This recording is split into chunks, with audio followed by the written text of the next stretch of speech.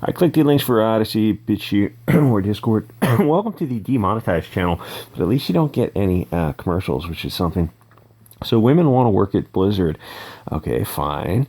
But they don't seem to like the guys who work at Blizzard, which is sort of a problem because the men are, I'm just going to assume, the ones who are responsible for doing the work that brings in money. Well, the women are probably more likely to be assistants doing paperwork. But like all SJWs, they're going to kill the goose laying the golden eggs. If you have a policy of diversity or inclusion, then you're headed for rocky shores. Diversity equals conflict. That's part of the definition of the word.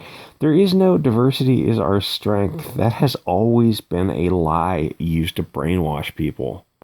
So if you have a gaming company and you have a diversity position, you've just sort of attached a lead weight to your ship. Different tribes do not get along. Even mixing men and women is less efficient than having single-sex workplaces. If you have to spend all this time and money to give someone gender diversity training just so angry feminists can work there, then why are you hiring women in the first place? Just have all male companies design games and all female companies design games for women. That's the most efficient way forward. That way women can get the exact games they want. Men can get the games they want.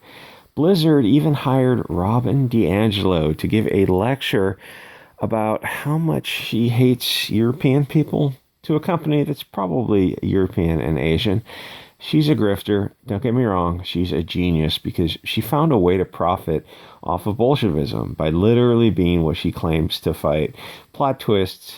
She's not fighting it. She's perpetuating it, exacerbating it.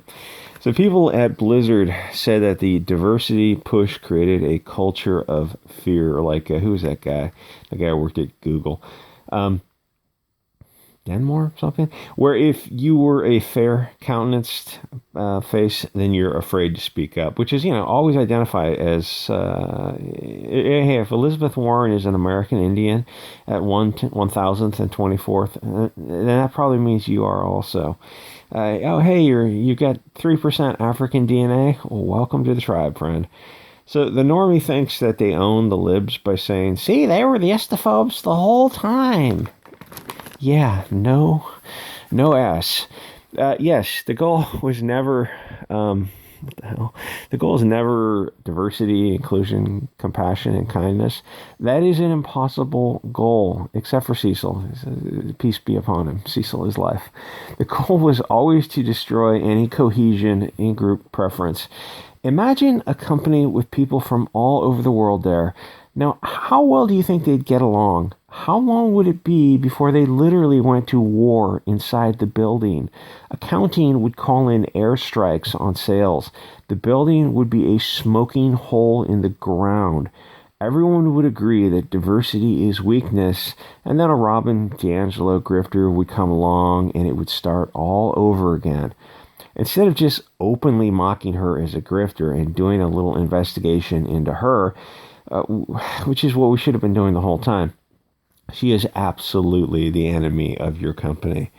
But if you hire her or you believe in Bolshevism, then you get what you deserve. You absolutely must gatekeep. You absolutely must gatekeep SJWs out of everything. Otherwise, they're going to do what they do. If you start a company with a bunch of guys, then you're going to want to keep that in mind before you start changing the dynamic that created something in the first place. It's a cycle. The guys create something in the garage. Grifters say, you need to be inclusive. And then they seize control and they destroy it because they're parasites.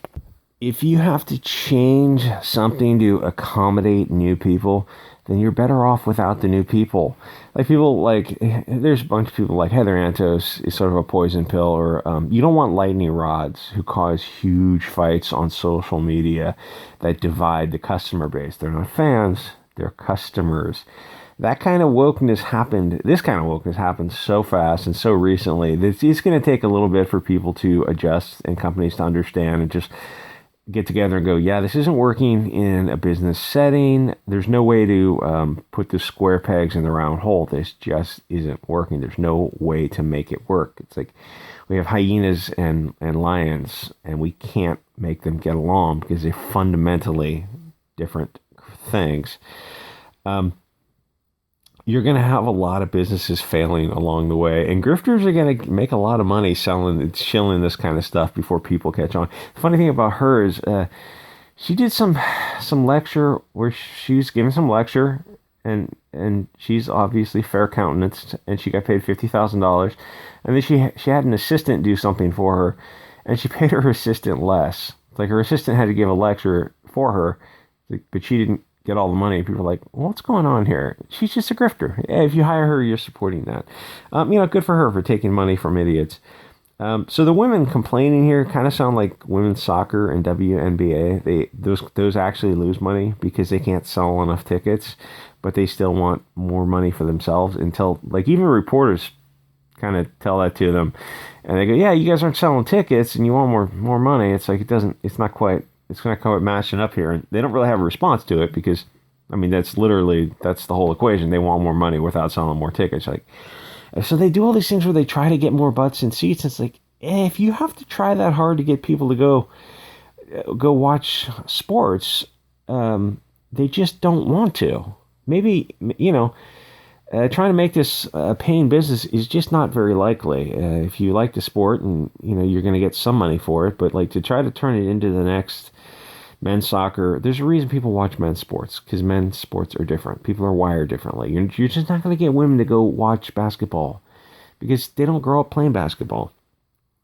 Anyway, I totally support women at Blizzard or in any field asking for money. Get together and force those companies' hands. Use whatever tools you have available, because anything that accelerates the woke culture war and destroys these companies, they're woke companies in the first place, don't get me wrong, because if they weren't woke, they wouldn't have done this, is a good thing. So go for it, accelerate it, step on the gas. The problem with a lot of these companies is the guys who run them, they are normal left of center, normie left people, but they're not SJWs, and they don't understand that mindset of come in and destroy something and move on. They just don't get it. So they hire SJWs, and they don't recognize that they are SJWs. Think, oh, okay, we're all left to center, right? Like, we all want this thing to work. Ultimately, when it comes down to it, we'll do what needs to be done. No, that's not. No, you're just a normal Democrat who you do not understand the far left. Like, right of center people understand the far left better than moderate left of people. Because they're just hopelessly naive. SJWs are happy to come in and destroy something and move on. That's what they do, and then they pat themselves on the back like, yes, we got inclusion and diversity and compassion. Yeah, but the company's in tatters, and they don't see a problem with that. That's just how they roll. Anyway. Okay, so some of these allegations are really weird. I'm not saying they did or didn't happen, but they're just oddball for a company that is making money. It says, employees, I don't know why it's only male employees and not all employees, drink alcohol at work, and then they go through various cubicles and like have probably drinks at each one and engage in inappropriate behavior towards female employees. How does that happen anywhere? That's a weird accusation. I'm not saying that it's not happening, because it's so outrageous. It's like if enough people say, yeah, we drink at work. It's like, how do you do that? How does that work? I don't know. They come in and work hungover. Okay, well, that's not really relevant. They play video games for long periods of time during the work while delegating their responsibilities to female employees. Well, is that why the female employees were hired? Like, are you an assistant who just happens to be female? If you're an assistant, then you're doing whatever tasks they delegate to you that are within the scope of your employment, right?